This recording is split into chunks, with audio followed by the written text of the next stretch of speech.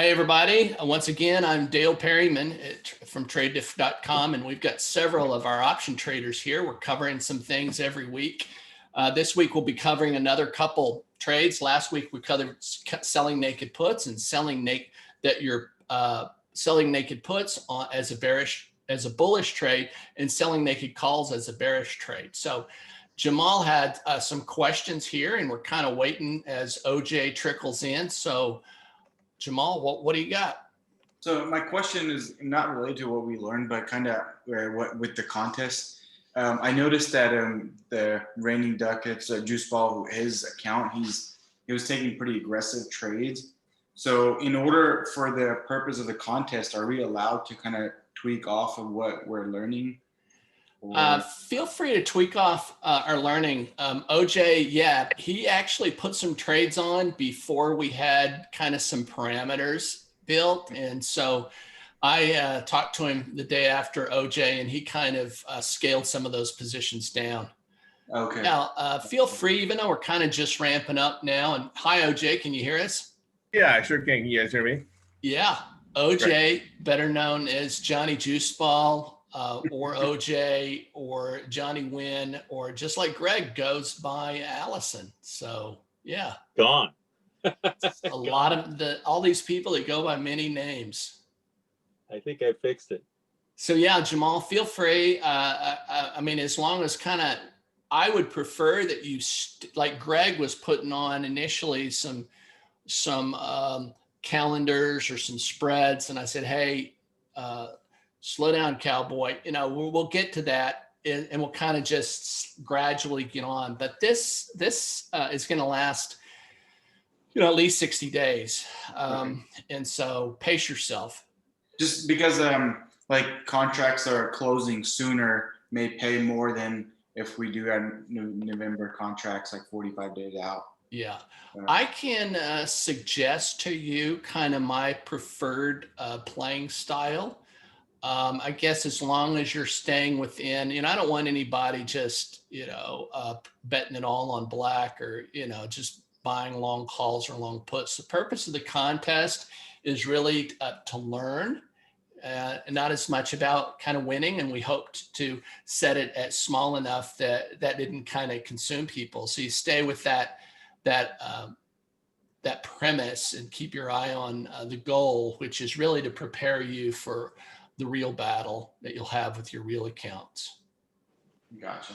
All right, so here we are. Let's, like last time, I want to just this is your accountability. And, Quan, I couldn't get a hold of him today, and he didn't put any trades on. So maybe that's why when we asked people, how fast do you want to move? He was kind of slow about signing up. Everybody else said they were kind of willing to move fast.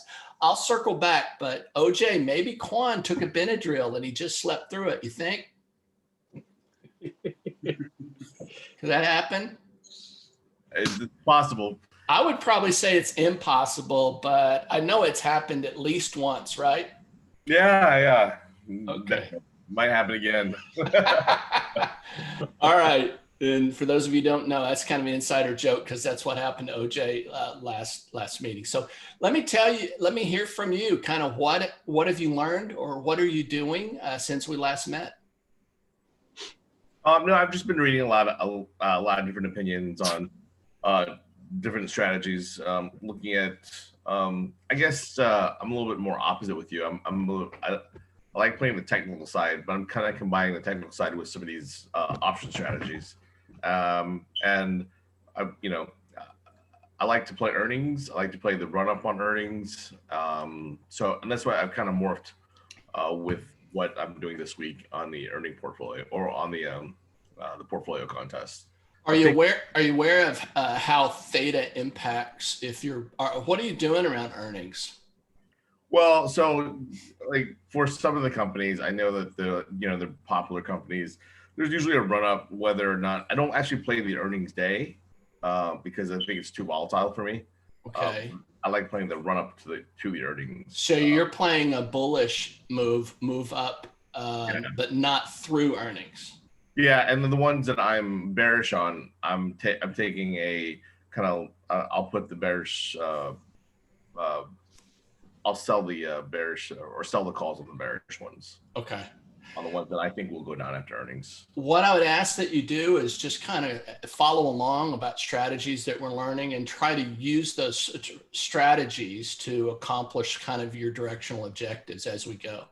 Yeah, that's what I'm doing. That's what Cool. I'm selling the calls and puts on the ones that I think are going to move before and after the market. Yeah. And I use November dates except for Okay. use Honeywell, but that's about it because it was today. Okay. Yeah. All right. Good. Well, and feel free to use technicals. Use all of the things in your arsenal as you try to make these directional kind of bets. Yeah, I'm trying to find what's comfortable for me, and I'm hybriding what I'm learning here from you and what I like to do as well. Yeah. The way to make the most money is to bet directionally and be right. Yeah. The problem is with a lot of these strategies, you have to be right. And if you're not right, you can get punished. And so what I'd at least like to show you is how you can be approximately right and even sometimes be wrong and still make money. And so for people that are older like Greg and I, we kind of would like to be able to make money in any marketplace, kind of reliable, sustainable returns where, if you're as young as you and Jamal, you guys might want to swing for the fences every now and then. Take a shot. So like one thing that I was trying to look up and get more information on, whenever normally if we buy a call or buy a put, and if it goes in our direction, if say we hit 20% profit, we exit the trade. Like normally I would exit the trade, even if there's 30 days left on that option. Whenever we're selling, do you suggest doing the same thing, or do you most of the times want to stay till the duration of the contract? One of the things that Tasty Trade, and I'm a follower of Tasty Trade, I've learned a lot from tastytrade.com. They like to take things off at 50% of max value. Okay. Now I tend to do that, especially on strangles and straddles, and even selling naked puts or naked calls.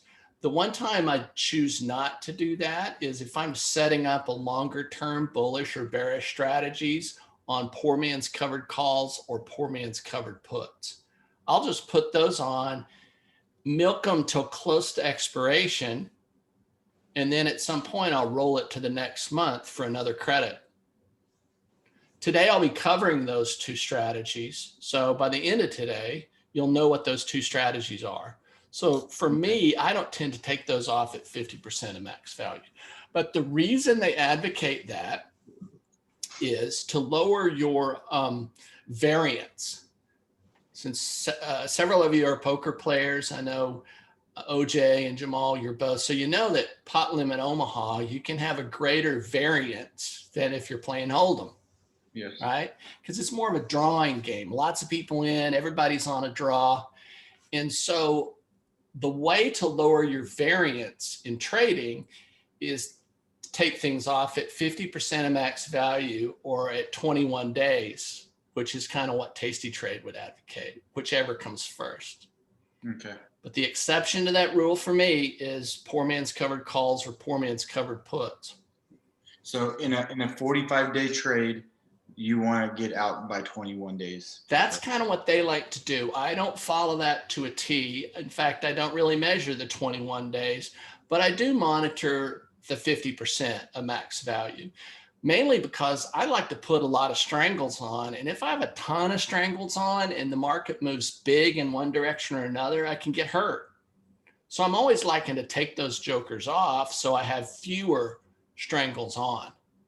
Because if your portfolio is populated with a lot of naked options and it moves in that direction, you could get hurt. So I like to put several things on, but then be taking things off at profit. And when we collect premium, when we sell an option, we pay that premium back if we sell early, like if we sell earlier than. Well, you'll close it. And let's say you collected $1 and you've collected 50, you've taken, imagine this is like a lemon and you've wrung 50% of that lemon juice out of that. Well, you've collected 50, you get to keep 50 cents. So you're buying back a portion of that other 50 cents and keeping the other 50. But Just like rent. immediately it drops into your account. Like that dollar just drops into your account, but you're signing up for an obligation. Gotcha. Okay. You're signing up for some risk. The only way to take that risk off is to take assignment at expiration or to buy to close that option. So when you're selling it, you're selling to open. And I know this vocabulary it gets confusing. That's why the first thing in the development plan was kind of getting versed in the vocabulary. Yeah. And so there for a while, until you really get this vocabulary, you're going to kind of have to slow down. What, sell to open, buy to close? I'm all in, right? It's so confusing. So you just get confused and just move all in. That's why in poker they taught the all in or fold strategy. I don't know if you guys ever heard that. There was this one girl who was the daughter of a millionaire and she didn't know anything about poker. And so she just had a short session by some pro and he gave her certain cards just to move all in. So she would just like move all in or fold. And actually she did pretty well. Until somebody's got a big enough hand to look you up, she survived quite a while, but that was a simple strategy for her. All right. So what about the rest of you? What have you learned or practiced since we last met? You want me to go? Sure. Allison.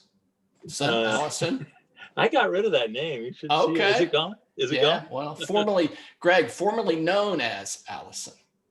She had a Zoom call and I let her borrow my iPad once. Yeah. All right. So, well, we'll have to get her perspective on this sometime. So yeah. All right. So anyways, I got fully into trade diff and how it kind of functions.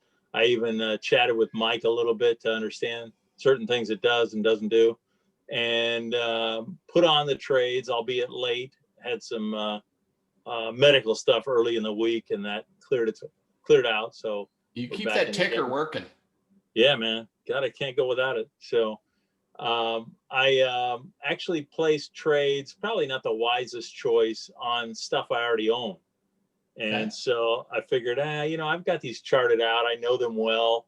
I'm looking for certain directional moves. I'm going to play them, And in one case, I did something kind of dumb, but I knew what I was doing dumb, and I figured I'll try it anyways. And so because I've got quite a charting package in both NinjaTrader and in Thinkorswim, I'm looking at a lot of charting stuff that's been boiled down over the years to I think, a damn good charting methodology. I just haven't been able to execute for other reasons in futures. Okay. But options should give me the flexibility I need, and this education is like I can't miss that. So I'm diving in, and I just got entered into the game. I probably should have picked better stocks. I took a stab at that, but I didn't follow through. I said, nah, I've owned all these. I know I can deal with them. So I went with what was familiar, and they weren't the high dollar stuff that I can see. Johnny's got a good lead on the leaderboard. So anyways, but I'm learning, and it's helpful to see what's going on in trade diff. I had some more questions on trade diff. I look forward. I'm a little delinquent, and I intended actually tonight to do more videos on the trade options plan, the plan you put out, Dale. And so my goal is to catch up there as well. And that's kind of where I am. I tell you, one of the things I do is I just make a list of things that I'm bullish on and things that I'm bearish on. Yeah. I love to sell a put on a down day on something that I'm bullish on. And I like to sell a 20 delta call on an up day on something that I'm bearish on. Yeah. And that's kind of what I'm doing. So, and until you get your trades populated, just kind of make that list. And as you read and as you go and as you think and you watch CNBC or whatever you do, troll the uh, Reddit, whatever, Wall Street bets, or, you're reading stuff like that, things that make sense to you. Greg, I love the article that you sent out on Slack, of kind of where the future's going. As you get ideas in there, put that in your bullish and bearish premises. So, I saw Greg's message, and I was kind of a continuation question of that. So I've been pretty much long-term bullish on BABA for a while, and I traded that on TradeIff as well, and that trade's kind of going the wrong way. So at this point, like, when do you suggest to part ways, or do you suggest selling a bearish call against that, or do you suggest to average down? Like, what would be your strategy in that situation? Yeah. Well, how confident are you kind of in your underlying premise? We all have kind of our pain point of how much loss are willing to take. Because perhaps you've heard the quote, the market can be irrational longer than most of us can remain solvent. Amen. Right. And I tended to have, and I know this is heresy among some of you, but a bearish premise on Tesla. And you can imagine when it was rocketing to the moon, earlier this year, at some point, I can't stand the pain. So at some point I may be right. And so it'll depend upon your account size and your threshold for pain. Probably it's a good idea not to chase it, not to double down on that bet, just because you could blow an account up if you're wrong.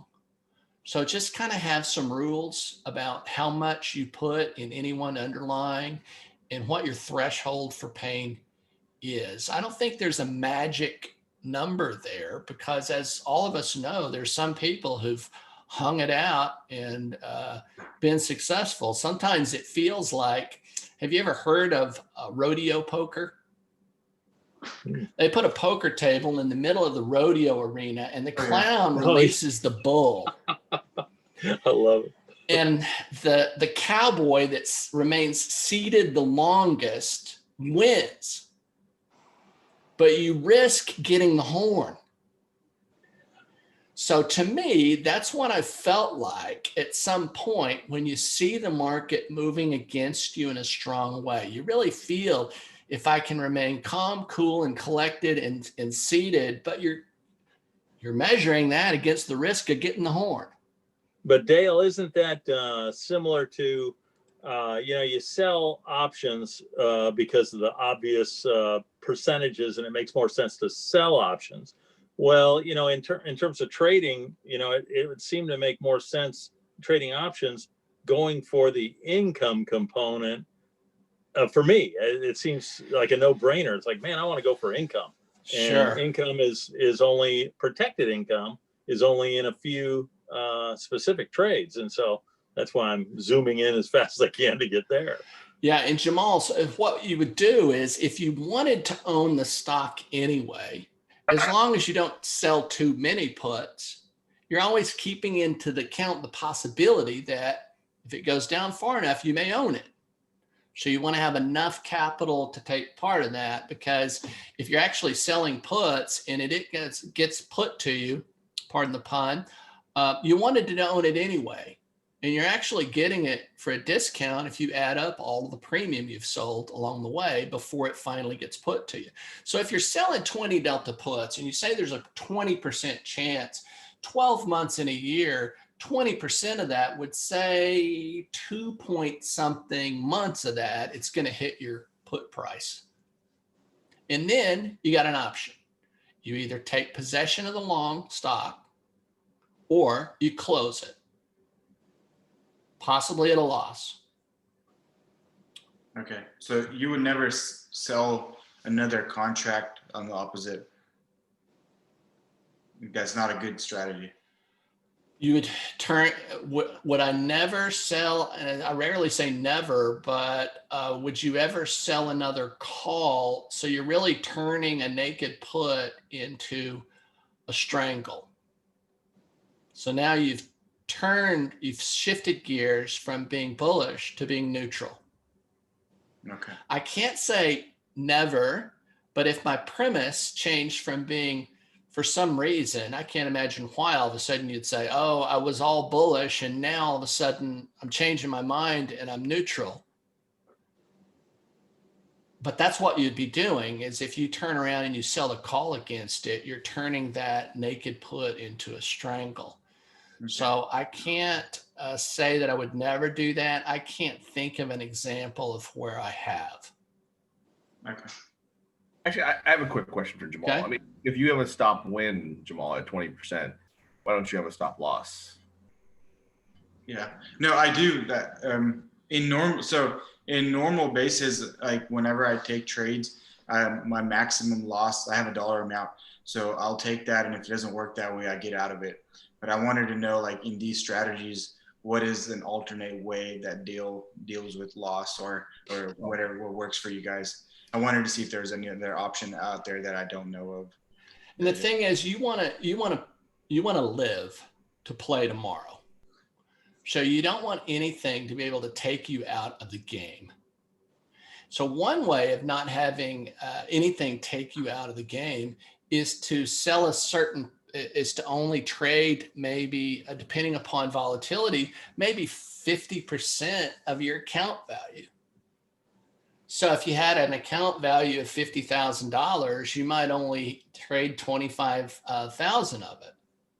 Now that's a conservative strategy. So if something like 2008 rolls around, you're going to live to play in 2009. But if something happens and you're 100% invested in a ton of naked positions, and it hits your put on all of your naked puts, and you don't have the capital to buy all that stock, you're just kind of having to close them out. And now your $50,000 account value is now worth 20, and maybe you can't recover fully. Okay. So that's kind of the premise, is to trade small, trade often, trade a percentage of the account value. Tasty Trade would say trade a larger percent of their account. My playing style is I tend to trade a higher percentage of my account value than I probably should. But at the same time, I realize that that's a potential consequence. But I think in 2008, if it's only happening once every 10 years, the other 9, I can make up for it from that one time that I'm going to take a 25% loss. Gotcha. On the other hand, if, Greg, you're using it to kind of pay your rent or kind of pay for your family, you just want maybe to take less risk and have more predictable, sustainable income, then you might trade more, 50% of your account value. Mm-hmm. Jamal, Johnny, you've got good jobs. You may trade 70 or 80%, realizing that if something happens to me in the 2000, 2007, 2008, I was taking some shots, but I was doing it because you're going to have 20 years to save before you really have to live off of the income of it. But the way that you're trading now, I mean, you're trading with a beta weighted, like you're trying to hit as close to zero as possible. So something like that wouldn't really affect you as much, right? Not as much, but my beta weighted deltas will range. So if the market takes a 10% down move, all of a sudden I could be leveraged 150% long if it takes a 10% correction, because I'm kind of banking on a contrarian that it'll swing back at some point, right? And then slowly, when it's hitting all-time highs, I want to be more market neutral. But that's based upon me, what's going on, COVID, election, lots of uncertainties. But yeah, right now, but the market may have, it's moved down a couple days. So I'm not totally neutral now. I'm probably 20% long, 10 to 20% long. So for every dollar the SPY goes up, I may make 10 to 20 cents of that. So I got some cushion. All right, Nancy, are you with us? So I never know, since we can't hear you, Nancy, are you still with us? All right, maybe you're not. So Nancy, Yeah, she's typing in the chat. oh, she's saying yes, but is your audio not working? All right, if you get your audio working, I guess now. So yeah, it's not. So feel free to interrupt me when Can you you get hear your. me now? Yes, I can. Okay. All right, tell Yeah, me, yeah. what have you learned since we last met? I learned like whatever you taught, the naked puts and naked calls. I Yeah. had it opposite. So naked puts is bullish. So I put some trades. My question is, how much should I allocate for if just for this, the naked calls and naked puts? Don't put any more than 5 to 10,000 of buying power in any one underlying. Okay. Later, if we run out of buying power, we can always kind of close some things that have been working along the way. I just want to, it's been said that it takes about 10,000 hours of deep and deliberate practice to become world class at anything. Now, we're not working on something for 10,000 hours, and I don't think it's going to take that long using trade diff and practicing. So let me kind of along the way start to ask you guys some final exam questions. When I was a prof, I used to pass out the final exam on the first day of class, and they said, "You can't do that. You can't pass out the final exam on the first day of class." And I said, "Not only am I going to do that, what do you think I'm going to do the rest of the semester? I'm going to teach them the answers." So as Kenneth Blanchard said, life's not about making C's, it's about making A's. You tell people what you expect of them and you help them get there. So let me ask you a final exam question. Why is selling a naked put a bullish strategy? Anyone could hit their buzzer. This is like Jeopardy for options. So Jamal, what do you got? Because when you're selling a put, you're basically hoping that the market goes the market goes up, because you're playing the house basically. The person buying the call from you wants that option to go down. But it's puts. You said buying the call from you. Or you said buying a call? Why is selling a put I'm saying a bullish strategy? Yeah, the person buying the put wants the value of the stock to go down, and you're selling it, so you're on the opposite end of it. You want the stock to go up. Okay. If the stock goes up and your option expires worthless and you say, "Thank you very much for the premium. I'll be back next month to visit you." Absolutely, yes. So every time you collect that premium, it lowers your cost basis. So when it finally goes down 20% of the time, hits the put, and you theoretically own the stock, you subtract all that premium that you've collected from your cost basis. So if you ever watched that video I was doing with Masu about how to get Boeing at a discount, he wanted to jump in and buy Boeing, and I thought it was trading at like 160, and I showed him how, to get it at a discount. Just, Which makes me feel like a fool because I went out and bought a couple stocks, and I should have used the wheel strategy to get into them. Yeah, I was like, Greg has voiced an interest in kind of focusing maybe a couple of weeks on the wheel strategy. And for those of you who don't know kind of what he's talking about, it's a very popular thing. So you sell puts until it goes down, and then you own the stock. And then you turn around and sell calls against the stock you've owned until the stock goes up, hits your call price, gets taken away from you. And then you start over selling puts on the stocks that you'd like to own. So it's kind of this wheel strategy, but you just keep collecting premium. And what are the pitfalls of it, Dale? Unless you want to pass on this for now, I don't know. Well, what are the pitfalls on it? You sell puts and you sell too many, and you sell them in a bunch of things, and the market goes down all at the same time, like an elevator, and you've over leveraged, and now you don't have the capital to do that. But selling naked puts is so capital intensive, though. It can be. I just checked though, and there's different levels to which you have like if you're approved just to sell cash secured, absolutely it's capital intensive. But I know that I can sell a put, collect $500 in premium, and it only takes me a little over $2,000 in buying power.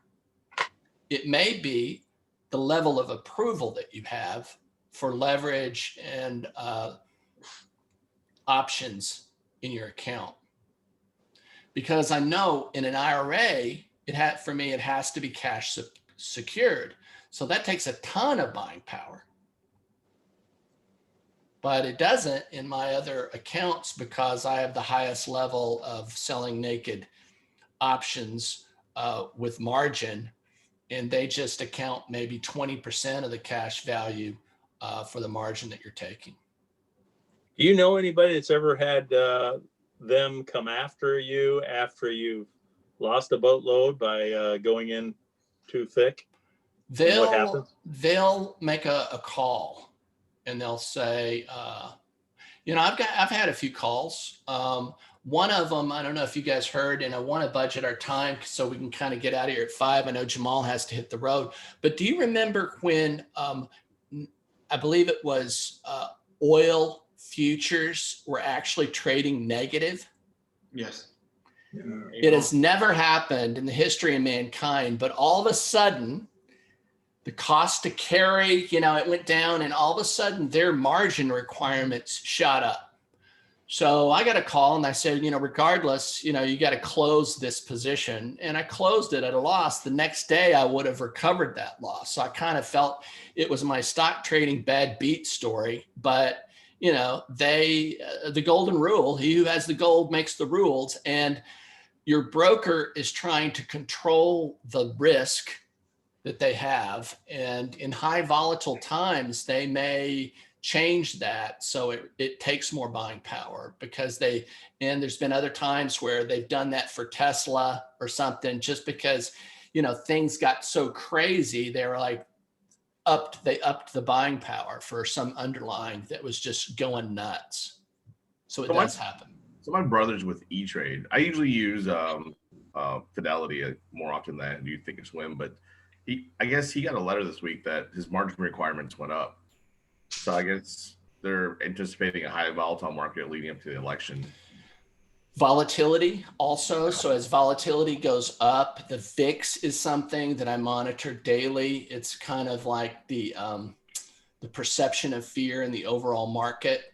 I mean, it was in March, I think it went up to 50. I think now it's down into the 20s. It is. Most of last year, it was like 13.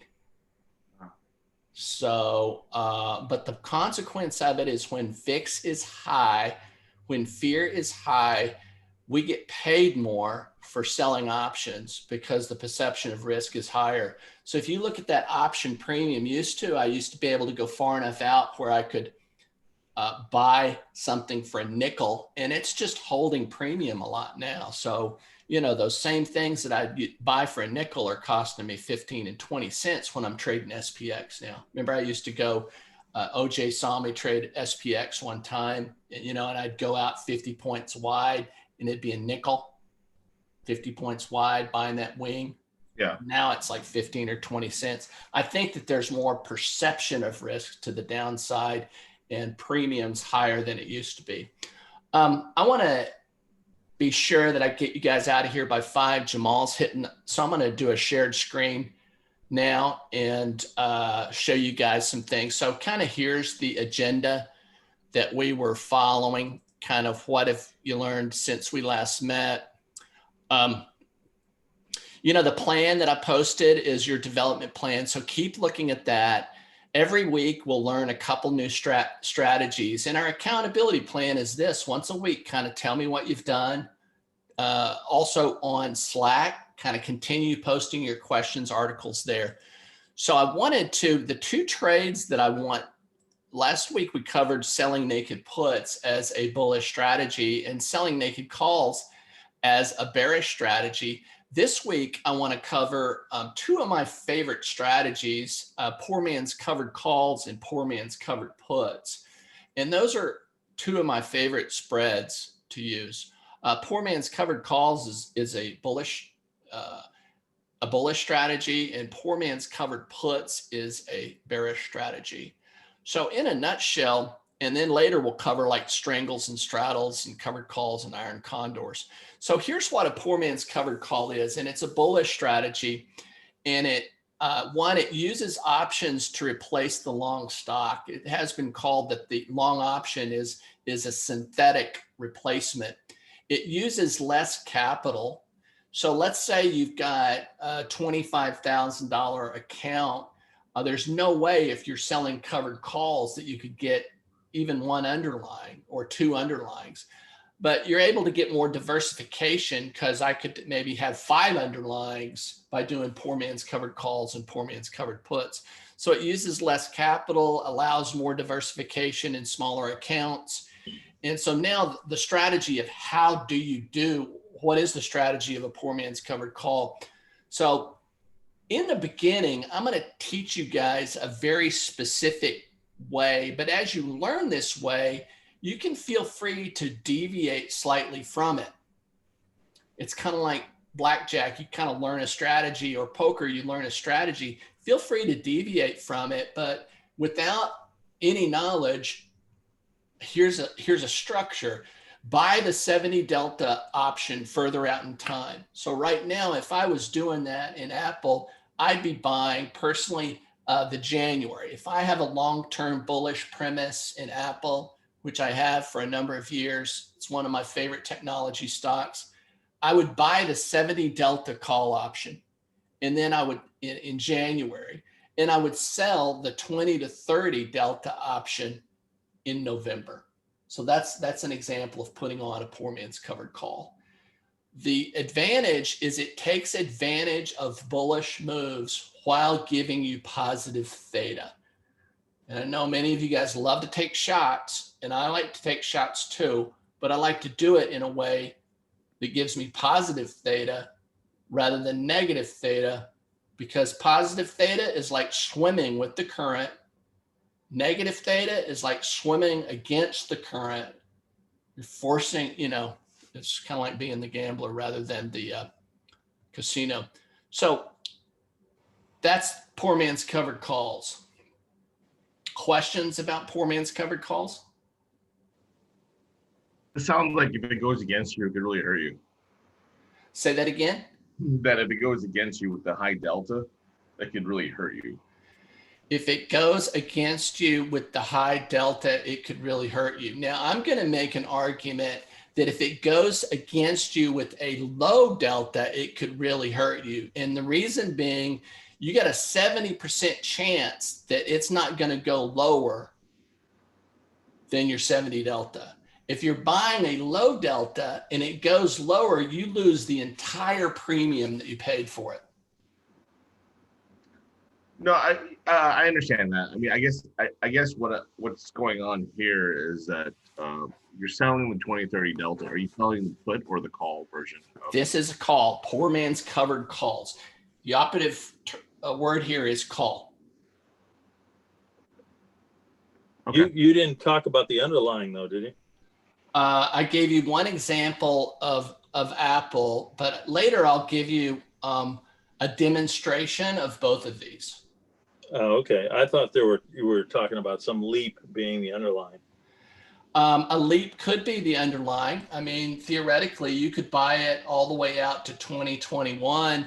I'm giving you an example of kind of at this point, if I was selling up, establishing a poor man's covered call, I like to buy in January and sell 1 month out. Yes. So I guess the argument I'll make about the risk here is this is a replacement to a covered call.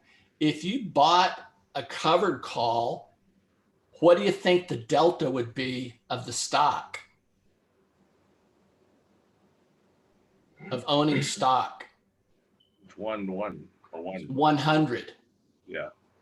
Because you got 100% chance that you're going to own that stock at expiration, because it's not an option. It's the actual stock. So what happens is the higher the delta you buy, the more it behaves exactly like stock.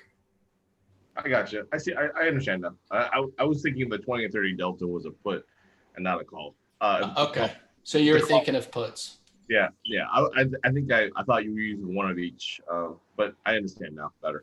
All right. I will give you a demonstration in a few minutes, and hopefully it helps it come together. So before I do that, though, let me just go ahead and cover poor man's covered puts, which is Before you do, Dale. All right. Before you do, can you comment one more time? So you said, so the higher the delta that you bought would, what was the end of the sentence there? I was trying the to higher the delta you bought, the more it behaves exactly like stock. Thank you. Oh, do you have to buy? Okay, go ahead. Sorry, go ahead. That's okay, Nancy. Go ahead. Ask your question. I'll wait till you finish.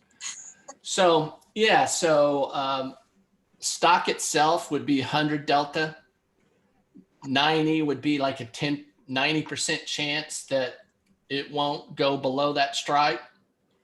So you just want it to kind of, and to me, it's like this compromise. I'm wanting to keep that has it has a lot of intrinsic value. It doesn't have as much extrinsic value. Extrinsic value essentially is theta. So I'm not paying a lot of theta for this option, but I'm getting a lot of and that 20 to 30 delta closer in time. If I'm buying January, I can sell it in November. I can sell it in December. I can sell it in January. So think of it this way. You're subleasing, you're leasing a condo, and then you're renting it out for 3 months on Airbnb. Each time that goes against your cost basis to buy that option. If you do this for a long enough period of time, you might be free rolling on the stock, on the option that you bought.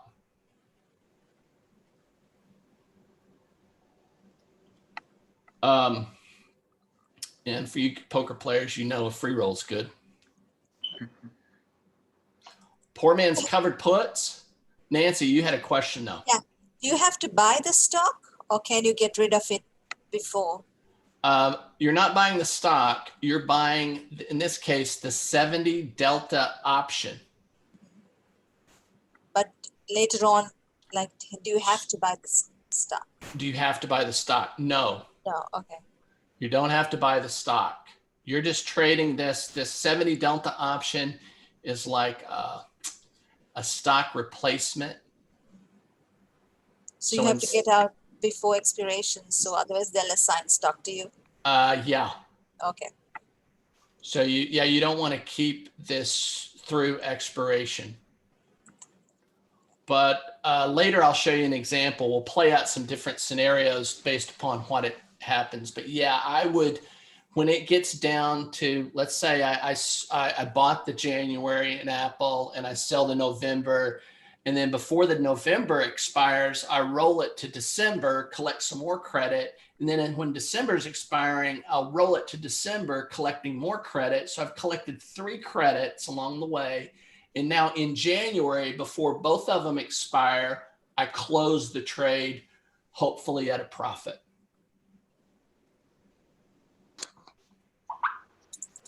All right, so poor man's covered puts. and it's 4:47. I promised to kind of 13 minutes. So I want to cover this and then give you a couple of examples. So a poor man's covered put, it uses options to replace short stock.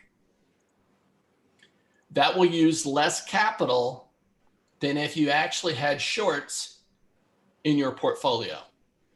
Therefore, it allows more diversification in smaller accounts. For a poor man's covered put, you would buy the 70 delta put further out in time that's in the money. 70 delta will always be in the money. And I would sell the 20 to 30 delta put closer in time. The advantage is it takes advantage of a bearish move while giving positive theta. So those are the two strategies that I wanted to share today. And now what I'm going to do is give you an example on trade diff by putting on a trade in there. And this is our assignment this week will be to put on a couple of poor man's covered puts and a couple of poor man's covered calls. So let me go into my account. Since this is not, it's not trading, I won't be able to fully kind of execute here, but let me share my screen here. I have so many screens open there. Temporarily, I wasn't able to find you guys, and now I found you. So I'm going to share that screen, and then I'm going to put on, here's my portfolio in my account. And for those of you who, if you don't know how to find, you can always go into contests. This is my homepage. If you ever want to go back to your homepage, you can click on a little icon of a little man, go into contests and click on options training contest, and then go to your portfolio. This is mine. And so I'm going to put on first a poor man's covered call. So I'm going to click on trade. Now I have some Apple trades on. It won't let me probably execute because I've got enough of those on, but let's see a poor man's covered call. So I'm going to buy the January. And if I look at a call, I'm looking at the call column and I'm looking for a 70 delta. Here's the closest I can come here is a 70 delta. So I'm going to buy this guy. And then I'm going to go into November. See, it's 110. So that is in the money. And so if you're confused by that, you can review your vocabulary about what in the money means and what out of the money means. So in November, an out of the money would be at 125. So I'm going to look at 125 and I'm going to sell this 125. It's But giving me that's not your 20 to 30 delta, or it doesn't matter. Okay, what was it? Wasn't it 40 when I was looking at it? Maybe I missed it. All right, let's start over. We're going into January and we're buying a 70 delta call. So here's a 70 delta call. We're buying. If you hover over it, it'll say sell or buy. So yeah. I'm buying that. And then I'm going into November calls and I'm looking at in between 20 and 30 delta. So here's a 22 delta at 133. Click on sell there. Now it's giving me a violation. It'll let you guys do that because it doesn't allow you guys to make trades off market hours because your prices may not be accurate. So in the event that I would just click on close that. It won't let me put it violates here because I already have a trade on in Apple. So that would be a poor man's covered call. Poor man's, give me an example of something that you're either bullish or bearish on. One at a time, please. I'm very bearish on Wayfair. On Wayfair? Yeah. All right. So let's do a poor man's covered put. So let me ask you the final exam question. Is a poor man's covered put bullish or bearish? Bearish. Bearish. All right. What's the symbol for Wayfair? W. W? Yes, sir. All right. So I'm going to go in and we'll look at first, let's see, January. And, you don't have to go to January. I'm just kind of teaching you guys a template, which is a place to start. And then later you can experiment and deviate with different expirations as you want. It always needs to be liquid. So if you look here at a 70 delta put, looks like Wayfair is currently trading at 297 a share. So if I go into a 70 delta, look, a 70 delta put is trading at 400. So I buy that guy. Now there's some of these that are so expensive, you may not be able to do it with the allocation that you have. I've used Thinkorswim so much that I'm holding down the control key. It's kind of like my body memory. And then it's doing screwy things like zooming in on my. So you may not be able to do this one, OJ, because of the size of this underlying, but let's see. So then you've bought that $400 put. Oh, that doesn't make sense.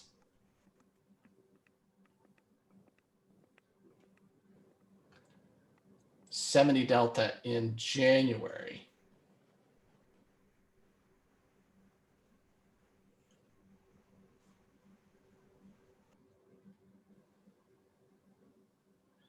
See, so You're buying at 400 because it's in the money so much.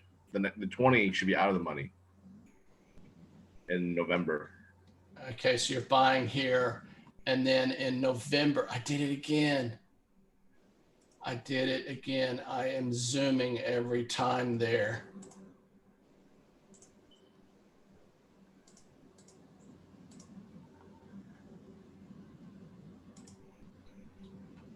And then I am selling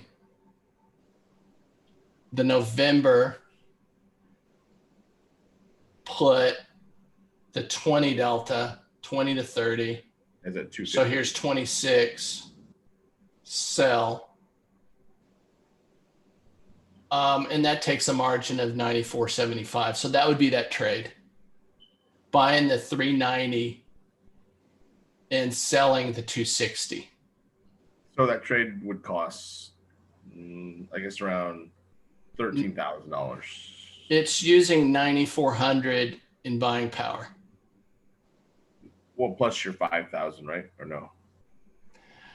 This is the margin, and we do the best we can to kind of get close. I mean, I could actually bring up TOS to see what it is actually, but your buying power. So let me just kind of talk briefly. No, I get it. I'm sorry. I did the reverse math. I was looking at your tabs. That's Okay. right. That's right. It's correct. Now, for the rest of you, kind of what is buying power? Buying power is kind of almost like an escrow that your broker holds to protect it against its risk. Once you get portfolio margin, you get even more favorable margins. With that extra margin comes extra risk. There's a test you have to take to qualify for portfolio margin. You also have to have a certain amount of capital. I believe it may be 150. I want to say 150,000 or more to qualify for portfolio margin. And I think it can't dip down below, it's either 100 or 125. That may differ depending on brokers. So it is 4:56, guys, and how time flies when you're having fun. So I want to be respectful because Jamal needs to hit the road. He stayed around us just so he wouldn't have to be hitting the road because I wanted some stuff for him to see. Jamal, do you need to go ahead and hit the road? No, I mean, I got another 10 minutes. I should be Okay. fine. Well, what questions? I'll try to stay. What questions do you have? I look forward to when we can have maybe next session take a look at the actual chart. Maybe it's in Toss or Tasty Trade, either way, that shows the graph of what the trade looks like, and talk about that. Okay. That'd be very valuable. You'd like to see the Analyze tab used in Thinkorswim. And I'd Yes, sir. also like to show you, Greg, kind of how to set up a stop loss, some things too. Yeah. That'd be cool. You know, so I'm afraid to get that done within the next 10 minutes might be a broad thing. But on the other hand, Greg, if you wanted to hang around later, I would show you some of that. Yeah, sure. Or we can just say that'll be part of what we learn next time. We could do one or the other. What's your preference? You know, actually, given the time, I think it'd be better if next time. Okay. Even though I want it now, next time it would be better. Okay. Looking at my timing. Yeah. You can have everything, just not all at once. So you guys could put that as your screensaver if you want. You can have everything, just not all at once.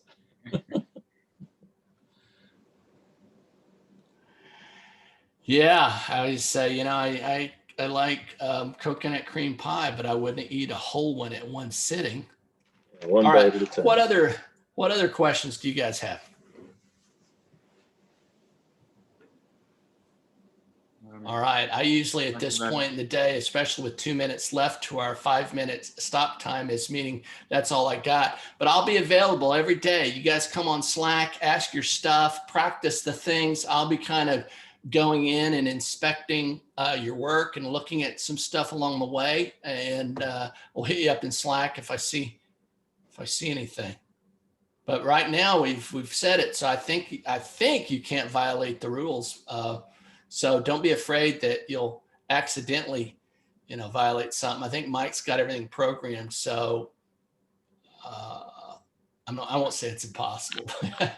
If Mo would find a way, OJ, he would find a way to color outside the lines. But thank you guys. Enjoy our time together. And thank you guys for your commitment, and happy trading. Thank you. Thank you, Dale. Thanks, Dale. Have a See good you week. guys. All right. Thanks. Bye. Bye. Bye.